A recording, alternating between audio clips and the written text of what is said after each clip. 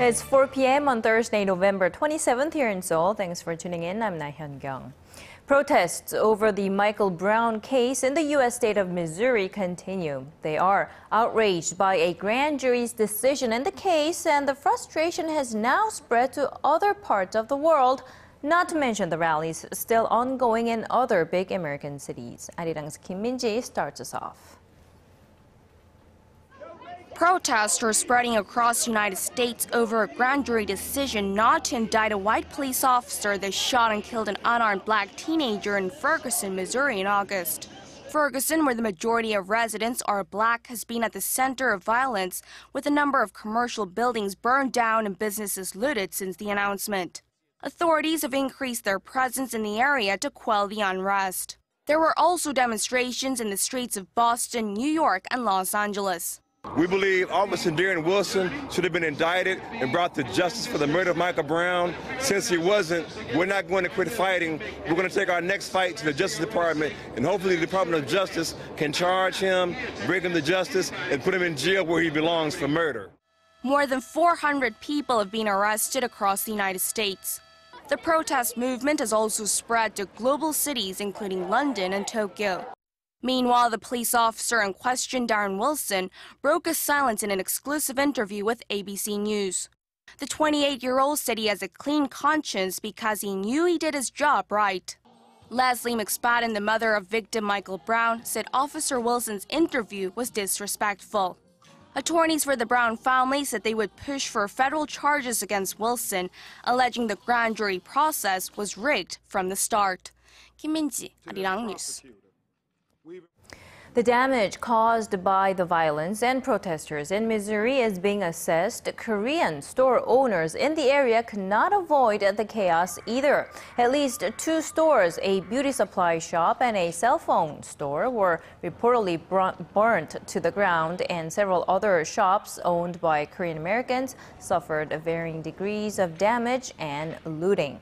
A Korean American representative from the city says as of now, the amount of damage suffered by the Korean-owned businesses is estimated at more than $2 million. Now, Korean fishermen are fed up with having to deal with illegal fishing by Chinese fishermen in the West Sea and say they are not going to take it anymore. Holding a rally in the ocean, the fishermen say they will stage another protest if they are not compensated for their losses. Connie Kim reports. Angry fishermen downed their nets, docked their boats, and plastered them with placards that call for stronger government action against illegal fishing by the Chinese. The 5 West Sea islands are dying because of illegal Chinese fishing, reads one banner. Find Chinese fishermen and return the money to the victims as compensation, says another. The fishermen from Korea's 5 westernmost islands are staging protest rallies aboard their 80 boats for a second day in a row, denouncing the government for failing to stamp out illegal Chinese fishing and calling for compensation for losses incurred.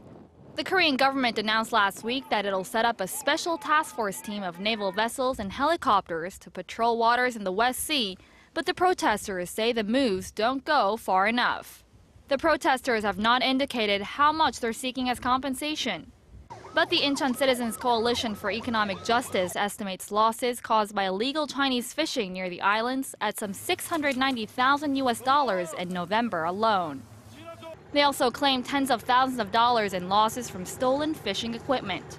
Over the past 5 years, more than 1,800 Chinese boats have been seized for illegal activities within Korea's exclusive economic zone. Connie Kim, ARIRANG News. Talks between senior officials from Korea and Japan are underway in Seoul, aimed at resolving Tokyo's wartime sexual enslavement of Korean women. The meeting is the 5th of its kind and comes after President Park Geun-hye and Prime Minister Shinzo Abe expressed hopes for tangible progress in the high-level talks on the sidelines of the APEC summit. Seoul has called on Tokyo to take sincere steps to apologize and compensate the aging victims, but Japan insists the matter was illegally settled through a bilateral treaty in 1965. In the meantime, South Korea's chief nuclear envoy will visit Russia starting next Monday. Seoul's foreign ministry says Hwang Jun-guk will meet with his Russian counterpart during a 3-day trip to discuss North Korea's nuclear program. The meeting will follow North Korean Special Envoy Choi Ryong-hae's visit to Moscow last week, after which Russia's foreign ministry said the North is ready to return to the six-party talks without any preconditions. The multilateral dialogue involving the two Koreas, the United States, China, Russia, and Japan has been stalled for nearly 6 years.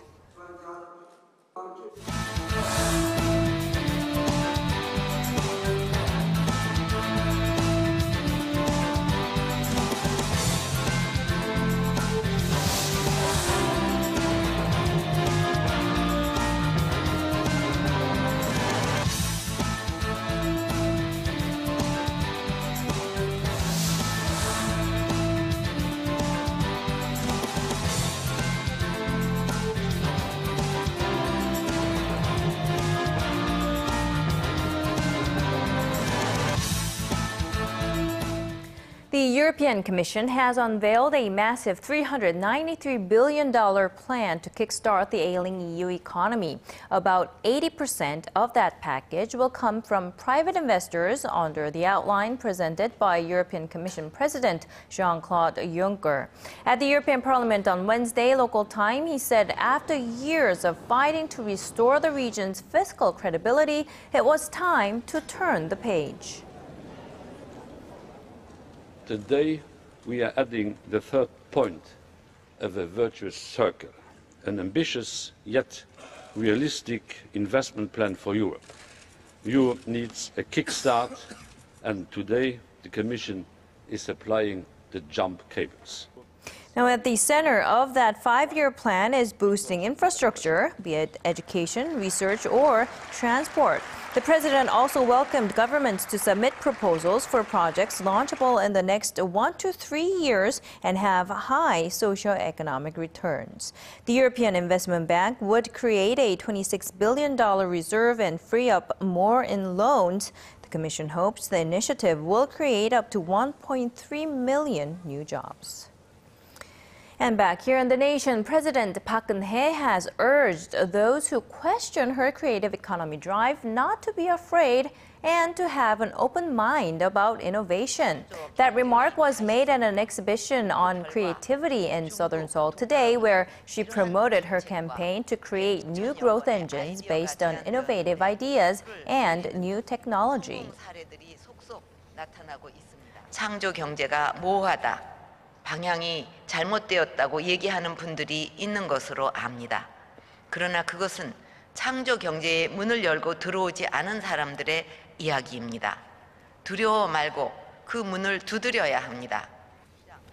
Now, she then referred to the progress already being made from the expansions of startups and investments at home to her growth strategies, receiving praise at the recent G20 summit. President Park also vowed continued support for startups and small to mid-sized firms while crediting all those in attendance for their interest in and efforts toward building a creative economy. But on to some discouraging figures from the manufacturing sector, which is Korea's main driver of growth. Statistics Korea says combined shipments of companies in the manufacturing and mining industries dropped 1% in 2013 compared to the previous year to over $1.3 trillion. It was the first drop since right after the Asian financial crisis in 1998, when shipments fell nearly 1.5%. The agency attributes last year's drop to the sluggish oil refinery sector, coupled with falling global oil prices and declines in steel prices due to cheap Chinese steel. As for next year, though, a leading local think tank says the country is set to hit a new export record. Our Shin Se-min reports on the outlook and what's expected to lead that growth. Despite policymakers' efforts to stoke domestic consumption for a more balanced economic growth, Korea's export-driven economy is expected to rely even more heavily for growth next year. State-run think tank Korea Institute for Industrial Economics and Trade expects the exports will exceed $600 billion for the first time ever, expanding 4.5% from this year, double the pace of growth for domestic demand. The growth will be led by shipbuilders and makers of chips and cars, according to an industry report card released this week by the think tank. Buoyed by delivery of high-end offshore plants, liquefied natural gas, and container ships to foreign clients, export growth to shipyards is forecast to hit 7%. For the manufacturers of semiconductors, wearable devices, and electric cars will fill the vacuum created this year by slowing demand for the maturing smartphone market. The display industry will also see a growth of 3.4% after contracting by nearly 7% this year. Korean maker will still face a flood of cheap Chinese display panels next year, but the demand for large ultra-high definition and OLED or organic light-emitting diode panels will provide new growth opportunities. But it won't be good news for everyone. The petrochemical and textile sectors are forecast to contract as a weak Japanese yen is expected to eat into Korean makers' profits. Oil refining is also expected to worsen in the face of a supply glut and the U.S. development of the shale gas. Other risks remain. The think tank says the strengthening of the Korean currency, a growing number of Korean companies relocating their plant overseas, and the growing competition from Chinese manufacturers will all weigh on Korean exporters. Shin Se-min, ARIRANG News.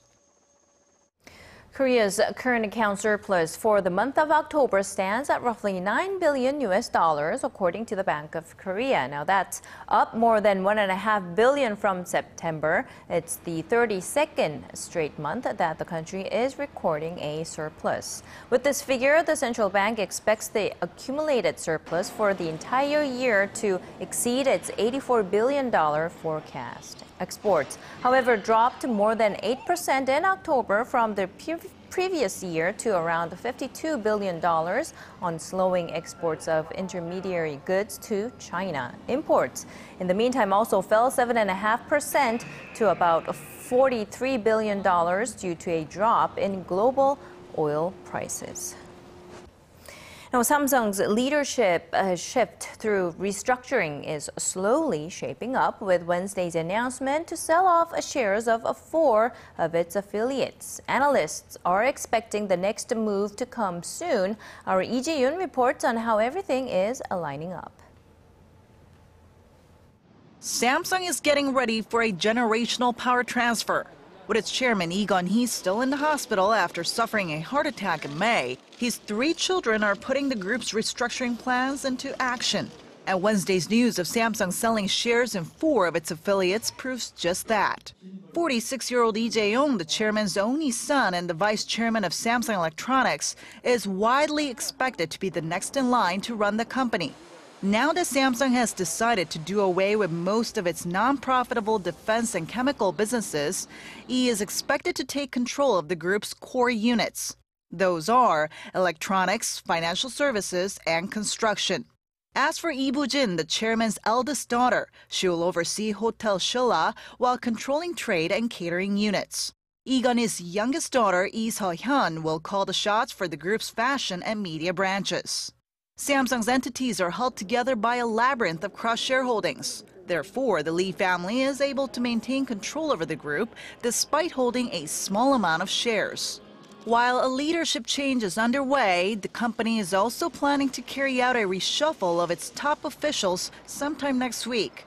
Samsung's tumbling earnings and weak smartphone sales are all the more reason for why the company feels the need for a management shakeup. Lee Ji-yoon, ARIRANG News.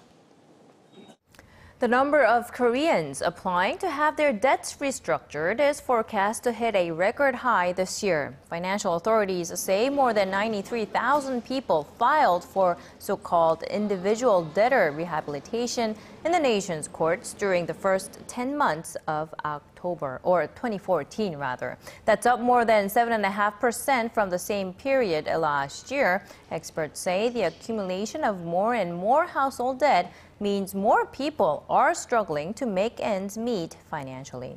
The Bank of Korea says the amount of household debt as of the end of September stood at roughly $950 billion, up around $20 billion from the end of June.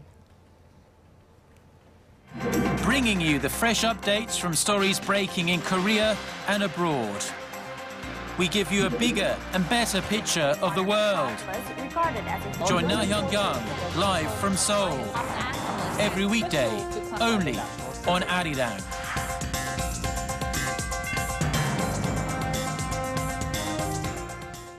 Now, we all know that autumn can be a good time to take a stroll. What we didn't know is that walking on those fallen leaves can actually relieve our stress. That's what local researchers are claiming, at least. Here's our Connie Lee with this next report.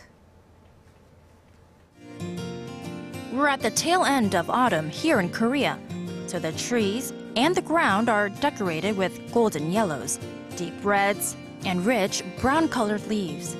A walk outside these days can be refreshing, not only because of the cooler weather. I like the crunching sound the leaves make when I step on them.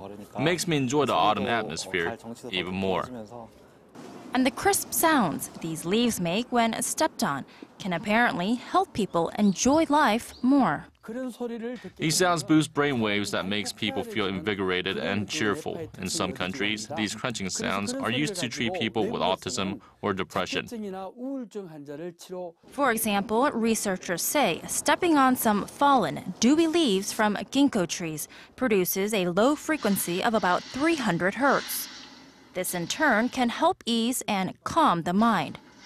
Stepping on some drier leaves at regular intervals can freshen a person up as they make an intermediate frequency sound. And if you need to clear your mind, you may want to walk across some broken, very dry leaves which produce high-frequency sound levels. So if you're in need of a quick, stress-relieving experience, you may just get it from a simple stroll this autumn season. Connie Lee, ARIRANG News. Korea's largest design fair opened its door for visitors this week. Now, this year's focus is on innovation and creative designs that help improve our daily lives. Park Ji-won takes us to the scene. Korea's largest annual design fair features a diverse range of innovative and creative items. For example, all of this modern light equipment is made from 3D printers. And how about this cute ribbon-shaped wine stopper? There are also furniture pieces designed specifically for small studio apartments or one-person homes. And then there's this interior LED light.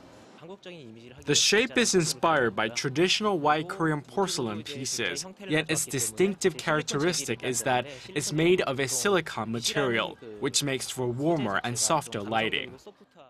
The design fair not only showcases fresh ideas by up-and-coming designers, it also puts so-called social designs into the spotlight that aim to change society for the better through smart designs. For instance, these products were designed by children facing physical or psychological challenges. All the profits will be spent on their art education. And these pretty flower patterns apply to products like smartphone covers, mugs, and t-shirts, come from paintings made by victims of Japan's wartime sexual enslavement during art therapy sessions. I thought their paintings could be used for design pieces. Our goal is to have people view and respect them as artists, not merely as victims. There are social issues that fit into the theme of this year's festival: well-aged life, well-balanced design. This year's design festival attempts to see whether designers can provide solutions for creating a healthier society. The 13th annual design fair is expected to draw tens of thousands of visitors during its 5-day run that ends Sunday. Park Ji-won, ARIRANG News. Well, from a design fair attracting many, we now move on to a collaboration piece bringing together artists from a number of different genres. Our Im Yoon-hee introduces us to something called the Skywalk Project. Hold that pose, work that dress. But wait, those don't look like any ordinary high-fashion pieces. That's because they're hanboks, beautiful traditional Korean dresses with billows of rich fabric. And the models behind the outfits, they're ballerinas, offering a unique collaboration between the traditional and the contemporary. Photographer Park Se-jun is one of Korea's foremost fashion photographers. But this time, he's taking a different approach, as this is a rather different project. Between conformance and traversal, this photographer has captured something new. I didn't give any direction to the models. I told them to wear the clothes and express how they felt about it and in it. So they might have loved it and conformed to it, or hated it, or gone back and forth, but it's their genuine expressions I wanted to capture. For the sake of the authenticity of the entire project, we didn't do any touch-ups at all either. You can see the flaws and even bruises on the models' bodies. But this is what proves who they are while wearing these clothes. And so through this, people can see the space between conformance and traversal. These collaborations captured on a screen are being prepared to be displayed at the Ghana Art Gallery. The various different angles of the beautiful hanboks and the dancers to be spread across the walls. Even the lighting and the tone is experimented with in order to prepare for the expansion of the collaboration as the other members of the event begin to arrive. The musicians head into a test run, but they too run into a surprise, and they discover that a gallery offers a rather unusual music experience.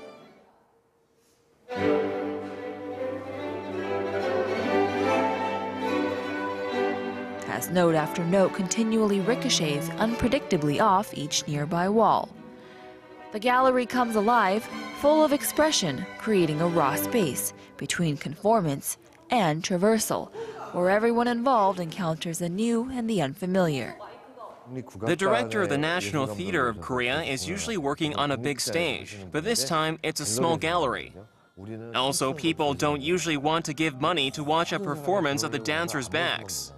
These are all examples of what we want to show people. We want artists to come with their own questions, pains, and unresolved problems, and when these ideas are given to the audience, they'll either conform or transverse, but in the end, they will be that interaction between everyone and everything, which is what we want to show people. Sometimes it just takes a little getting used to, but the cast is willing to take that risk of showing people something they might not like, or something they might love. The void between conformance and traversal is wide, like an empty stage, waiting to be filled, and who or what will fill it is entirely unknown. Im Yoon-hee, ARIRANG News.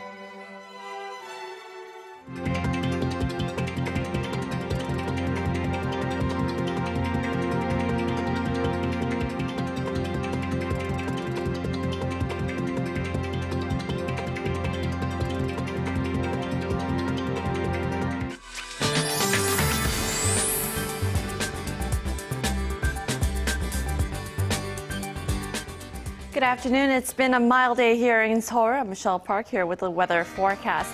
Now, there is still a bit of fog left in the atmosphere, but it's slowly lifting, and temperatures are relatively warm as well, reaching the high teens in some regions, although Seoul is currently at 13 degrees and is expected to reach up to 15, which is roughly about 7 degrees higher than in the previous years. Now, looking above the peninsula, it's clear, especially down in the southern regions, while it's a bit cloudy over in Seoul and its surrounding areas. But these will move out as we move further into the day and evening. However, rain is also in the forecast, starting in the morning in the west side of the peninsula, which will then expand to the whole nation by noon tomorrow. And to our readings for today, Seoul will peak at 15 this afternoon. Meanwhile, the southern cities such as Gwangju and Busan will top to 16 and 18 degrees. Now moving over to other regions, Jejuan tops to 17, while Dokdo hits 14, while Bangkok Gangbi hitting a bit higher at 15 degrees. Well, that's all for Korea. Now here's a look at the weather conditions around the world.